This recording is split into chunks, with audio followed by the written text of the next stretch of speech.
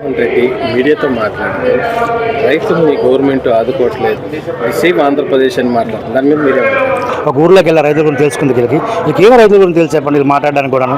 అంత ఈసారి ప్రభుత్వం రైతు ప్రభుత్వం అండి, 100% ఇది రైతు ప్రభుత్వం. ఈ కూటమి రైతు ఎందుకండి ఈరోజు ధాన్యం కొనుగోలు కేంద్రాలు పెట్టారు. కొనుగోలు కేంద్రం మనం ధాన్యం ఇచ్చిన మరుసటి రోజు మన అకౌంట్లో డబ్బులు పడుతున్నాయి. మన రైతుకి అంతకంటే మించి గేట్ కావాలి చెప్పండి. అంటే ధాన్యం అసలు తీసుకోవట్లేదు అది ఇదని మాట్లాడుతున్నాను జగన్మోహన్ రెడ్డి మీడియాతో. మరి తీసుకోకపోతే 1000 క్వింటాలు ఎక్కడి నుంచి వచ్చేయండి? ఇప్పుడు లెక్కలు తప్పులు చెప్ప కదా, వాళ్ళకి కాకపోతే ధాన్యం కేంద్రం సెంటర్కి వెళ్ళి చూడమని చెప్పండి. ధాన్యం కొనుగోలు చేస్తున్నారు లేదా అది తెలుస్తుంది.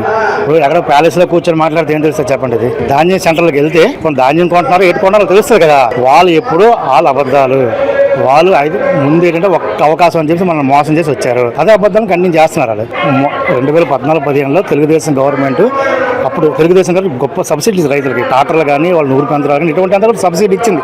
ఇప్పుడు కూడా అటువంటి సబ్సిడీలు కంటిన్యూ చేస్తుంది, ఇంకా పెంచారు. ఇప్పుడు ఎవరైతే మనం అప్లై చేస్తామో వాళ్ళందరికీ సబ్సిడీ వస్తుంది సార్. అది వైఎస్ఆరా టీడీపీ అని ఎక్కడా లేదు.